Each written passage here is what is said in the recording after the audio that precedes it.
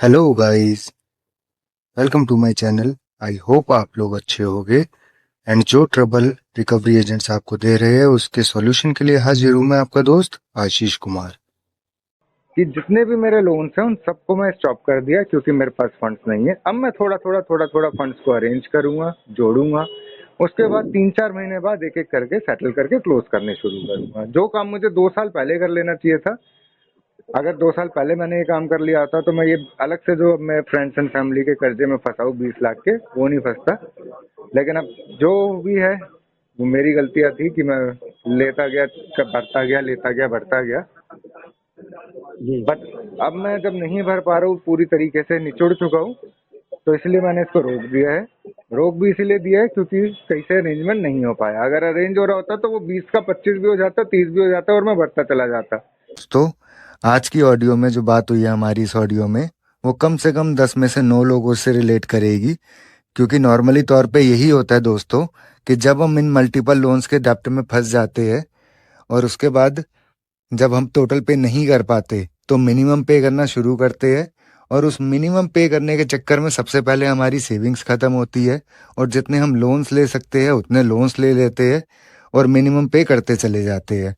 और उसके बाद जब लोन्स भी नहीं मिल पाते और सेविंग्स भी ख़त्म हो जाती है तो हम कंपनियों से लोन ना लेकर पर्सनली लोन लेने लगते हैं अपने फ्रेंड एंड फैमिली और रिलेटिव से। और जब वहाँ से भी लोन लेने की क्षमता हमारी ख़त्म हो जाती है तब जाकर थक कर हम सोचते हैं कि अब क्या करें, या फिर हम उसके बाद मिनिमम ड्यू पे करना बंद करते हैं। अगर यही स्टेप दोस्तों हम 1.5-2 साल पहले उठा लेंगे और मिनिमम ड्यू पे करना स्टार्टिंग में ही छोड़ देंगे और जितना पे हमने मिनिमम ड्यू में किया होता है उतना अगर हम सेव कर लेंगे तो इजीली सेटलमेंट करके हम स्टार्टिंग में ही क्लोज कर देंगे, चाहे वो हमें 20% की जगह 50% में सेटल क्यों ना करना पड़े। तब भी हम इजीली क्लोज कर पाएंगे क्योंकि हमारे पास फंड्स होंगे। तो बहुत ज़बरदस्त बातें हुई है इस ऑडियो में, आपको बहुत कुछ जानने और सीखने को मिलेगा और एक सीख मिलेगी कि हम क्या गलती करते हैं और हमें क्या गलती नहीं करनी चाहिए, किन बातों का ध्यान रखना चाहिए। तो आइए दोस्तों, पहले सुनते हैं फिर आगे की डिस्कशन करेंगे। हेलो। हेलो। यस। जी सर, पूजा बात कर रही हूँ। अर्षद जी से बात हो रही है? हाँ जी, बताइए। हेलो अर्षद जी, गुड आफ्टरनून। पूजा बात कर रही हूँ कोटक महिंद्रा बैंक के तरफ से सर, कलेक्शन डिपार्टमेंट से। बताइए मैडम। रिकॉर्डिंग की जा रही क्वालिटी पर्पज। सर, आपको क्रेडिट कार्ड के संबंधित कॉल किया गया है। आपका कार्ड का नंबर है लास्ट 4 का 6572, राइट सर? जी। ड्यू डेट आपका 26 तारीख लास्ट। अभी तक आपने कार्ड का पेमेंट नहीं किया सर। मिनिमम 8211 है आपका। जी। कभी तक पेमेंट करेंगे सर? ये पेमेंट हुआ आपका या नहीं अभी तक? मान के चलो कम से कम 3 महीने अभी। क्यों सर? 3 क्योंकि महीने पैसे नहीं है ना मेरे पे, फंड की दिक्कत चल रही है, मल्टीपल लोन्स हो गए हैं। मतलब डेब्ट में पूरी तरह सर, मेरी सर बात से लेकर सुनिए। पैर तक 3 धस महीने गए हैं। किस अब उसे धीरे धीरे धीरे धीरे बाहर निकलने में 3 महीने लगेंगे। पर क्या रीजन है सर आपका 3 महीने बताया का तो, टाइम दे रहे, क्या मल्टीपल रीजन है? लोन्स हो गए हैं। सुनोगे मैडम तब ना। आप दिक्कत यही तो है, आप लोग कस्टमर की सुनते नहीं हो, खाली अपना बताते हो। 3 महीने ठीक है, नहीं दे बोलिए सकते, बोलिए। 3 महीने नहीं दे सकते, मिनिमम भर दो, मिनिमम भर दो। आप सिर्फ ये ऐसा बोलते रहते हो। आप कस्टमर की भी तो सुनो सर ना, आप तभी तो आप समझ ऐसे पाओगे कैसे ना। बात कर रहे हैं सर? मैं आपने तभी तो कह रहा हूँ आप मैडम, आप ऐसे कैसे कस्टमर की बात कर रहे सुनोगे तभी तो बात कर पाओगे, हैं? ठीक तभी है, तो समझ बोलिए। ठीक पाओगे। है, आप लोग बोलिए। सुनते नहीं हो, आप सिर्फ एक ही बात कहते हो, मिनिमम भर दो, मिनिमम मिनिमम 8,211 रुपए भर दो, 3 महीने नहीं दे पाएगी, नहीं नहीं दे पाएगी 3 महीने। ऐसे नहीं बोलना है मैडम। हो गया? पहले सुनना हो है गया आपको सर? कस्टमर का ना। मैंने आपको जी, अपनी ठीक है, दिक्कत बोलिए बताई, आपने बोलिए। सुनी सुनी नहीं, इग्नोर मार दी, आगे बढ़ गई, बोलने लगी अर्षद जी, मिनिमम अभी मिनिमम हम भर दो, अरेंज 3 महीने, 3 महीने क्यों लगेंगे, क्या दिक्कत है, क्या दिक्कत है। मैडम दिक्कत तो कस्टमर ने बताई ना, लेकिन दिक्कत ये आपने दिक्कत सुनी नहीं। अभी मैं सुन रही हूँ ना, आपकी हमारी फर्स्ट बात हो रही है, बोलिए अच्छा, तो मैंने अभी आपको जब पहले बोलिए। अपनी दिक्कत बताई थी तो क्या सुना था आपने इसमें। हेलो सर, मैं पूछ रहा हूँ, जब मैंने दिक्कत बताई थी तो क्या सुना था आपने। मेरी बात सुनिए, मेरी बात सुनिए। अभी आपका हम्म, मैंने बहुत सुन ली हूँ। क्या आप जिस सुना तरह था एक्टिंग बताइए। कर रहे हो जो ना मैंने सर, दिक्कत बताई एक्टिंग थी उसमें करके भी क्या आप सुना था। एक्टिंग करके बता रहे हो, वही मैंने सुनी आपका नहीं, उससे आपका पहले जो मैंने सर, मैं प्रॉब्लम बताई 3 थी, महीने प्रॉब्लम बाद नहीं सुनी थी ना। 3 महीने वही बाद तो बात है, प्रॉब्लम नहीं सुनते 3 हो ना। महीने बाद हम्म। मैंने तो सुना ना सर अभी आपका। क्या आप इस तरह कैसे बात कर रहे हो सर? आप पढ़े मैडम, लिखे हो मैंने या उससे अनपढ़ पहले इंसान हो? आपको ना अपनी प्रॉब्लम बताई थी, आपने प्रॉब्लम नहीं सुनी मेरी और आप बात को आगे बढ़ा के ले गई, अभी प्रॉब्लम बात को सर अनसुना करके। जी, इसलिए मैंने आपसे ऐसे बिहेव किया क्योंकि आप लोग हो इसी ठीक लायक। है अर्षद जी। सर जी अभी मैं बोल रही हूँ ना, बात बोलिए। मैंने मैं आपको अभी अपनी बोलिए, प्रॉब्लम क्या बताई, प्रॉब्लम आपने है? बताया कि कहा, नहीं 3 महीने क्यों लगेंगे, मेरे को बताओ कब पैसे जमा करोगे, मिनिमम 8,211 है। तो ऐसे नहीं बोलना ये होता कौन ना बात कर मैडम, रही है इस तरह से? कस्टमर की कौन बात प्रॉब्लम को की इस तरह सुनना से? होता है। आप लोग दिक्कत कौन ये बात किया कस्टमर सर की इस तरह से प्रॉब्लम को आपसे? सुनते ही नहीं हो। सर आप जी इसमें ऐसा आरटीपी कौन डाल बात के किया आपसे? डिस्पोजिशन में फंड इशू लिख दो। इससे ज्यादा आपको जानने का सर कोई राइट्स नहीं है, ना ही सर आपको जी मतलब है जानने का, ना आपको आपके नहीं, मेरी की बात है सुनिए। जानना। तो सबसे अच्छा सर आप जी सिर्फ अभी इतना इतने जानो देर कि से आपको आप बात करना कर क्या रहे है। हो। आपको करना है कि आपको केस पे आरटीपी डालना है, डिस्पोजिशन में फंड इशू लिखना है। अभी मेरी बात सुनिए, नहीं इतने देर से मैडम, आप बोल रहे थे हम ना। भी आपकी बात नहीं सुनेंगे, हम भी इग्नोर कर देंगे आपको, जैसे आपने हमारी प्रॉब्लम को इग्नोर कर दिया, सुना सर नहीं। जी अब आप इस पे 2 मिनट, आरटीपी अभी डाल आप के मेरी बात डिस्पोजिशन में सुनिए, फंड 2 इशू लिख मिनट। दीजिए। सर जी रिकॉर्डिंग लाइन पे बात हो रहा है, मैडम अगर मेरे को ज्यादा पता है बोल रिकॉर्डिंग सुनी लाइन पे नहीं बात तो हो रही आपको है, मेरे एक्चुअली फोन ऐसा में आएगा भी तो रिकॉर्डिंग किस होती तरह है। से आपसे मैंने बात कर आपको रहा है अपनी सर? प्रॉब्लम भी बताई है, लेकिन आपने क्या मेरी प्रॉब्लम नहीं, को मुझे अनसुना आपसे कर मेरी दिया। फर्स्ट टाइम और बात हो रही आपने है, बोला आपकी मेरी मैं फर्स्ट टाइम 3 बात हो रही है। महीने नहीं दे सकते, मिनिमम भर दो 8,211 रुपए। Hello hello. हेलो, सर जी एक्टिंग कर रहे हो ना, लाइन पे रहिए, सीनियर के पास कॉल फॉरवर्ड किया बिल्कुल जा रहा है, भेजिए, ब्रांच के पास, लाइन पे रहिएगा। भेजिए। रहिएगा, फर्स्ट लाइन पे लाइन पे रहिएगा, हूँ मैं। सीरियसली सर आप लाइन पे हो? हाँ लाइन ला पे रहिएगा, ला ला ओके। ला ला ला ला ला ला ला ला ला। हेलो। हेलो, हाँ बोलिए मिस्टर असद। यस। जी बोलिए, सीनियर बात कर रहा हूँ, शाहरुख। सीनियर बात कर रहे हैं शाहरुख? ये कौन सी बात हुई सर, सीनियर बात कर रहे हो शाहरुख? प्रॉपर इंट्रोडक्शन दीजिए बताइए। अपना। सीनियर एग्जीक्यूटिव बात कर रहा हूँ, Shahrukh from Kotak senior Mahindra bank. Executive हो यार आप, वो कह रहे सीनियर से बात करा रही हूँ डायरेक्ट ब्रांच में, तो मुझे लगा किसी कलेक्शन मैनेजर से बात कराएंगे। आप तो सीनियर एजेंट हो। क्या हुआ बताइए।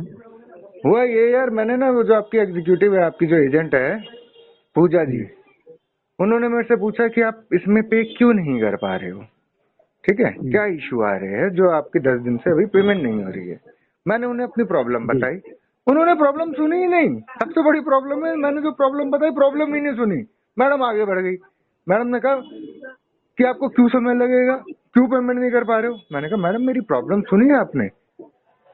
प्रॉब्लम जी मैडम को समझ ही नहीं है, सुनी ही नहीं कि कस्टमर ने क्या बताया। खाली आप लोग क्या ट्रेनिंग देते हो एजेंट को अपने, खाली ये कि आप सिर्फ बोलो बोलो और बोलो, सुनो मत कस्टमर की। What is this nonsense. आपको पता है कलेक्शन के अंदर ना लिसनिंग बहुत जरूरी है।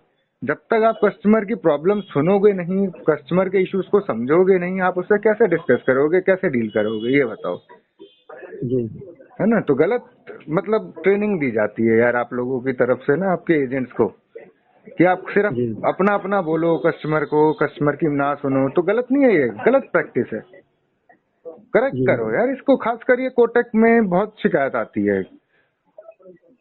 आप लोग जो कोटक की रिकवरी करते हो ना, कलेक्शन करते हो, एक तो मार्केट में क्या ही बताऊं क्या क्या फेमस है आप लोगों के लिए, बाकी अब मैं खुद भी नोटिस कर रहा हूँ। तो यार थोड़ा सा ठीक करने की कोशिश करो। क्यों खामा बैंक की रेपुटेशन को खराब कर रहे हो आप? थर्ड पार्टी एजेंसीज के चक्कर में बैंक की रेपुटेशन खराब हो जाती है। नहीं, यू डोंट थिंक सो? बताइए मिस्टर शाहरुख, क्या हो गया? आपने जी लगता जी है मौन व्रत अंडरस्टैंड सर, धारण कर सर लिया। एकदम सॉरी। नहीं बोले, मैं आपकी बात सुन रहा हूँ। आपने बोला आपके स्तर के पहले समझ नहीं चाहिए, इसलिए मैं आपकी बात सुन रहा हूँ। हाँ, तो क्या समझे आप जो मैंने इतना आपको अंडरस्टैंड, बताया, आपका इसमें अगर क्या ऐसे समझे बात आप? क्या जा रहा है उसके लिए एकदम सॉरी, मैं चेक करता हूँ आपसे क्या बात हुआ है, क्या बात नहीं हुआ है। सुनिएगा, मैंने मैडम को अपनी प्रॉब्लम बताई, मैडम आगे बढ़ गई। उसके बाद फिर मैडम कह रही प्रॉब्लम बताओ। मैंने कहा मैडम बताई तो, सुनी कहा आपने? जी अभी आप मुझे आपकी एक्चुअल में क्या प्रॉब्लम है पेमेंट करने के लिए, मुझे बताइए सर। अगर सुनोगे तो बताऊंगा, देखो समझ पाओगे तो। बताइए बताइए। दिक्कत ये है, मेरे पास है 1 2 3 4 5 6 कार्ड्स और 5 पर्सनल लोन्स, ठीक है। जी मतलब टोटल 11 पर्सनल लोन, मतलब टोटल एक मिला के 11 लोन्स है, 11 मेरे ऊपर जी लाइबिलिटीज है, ठीक है।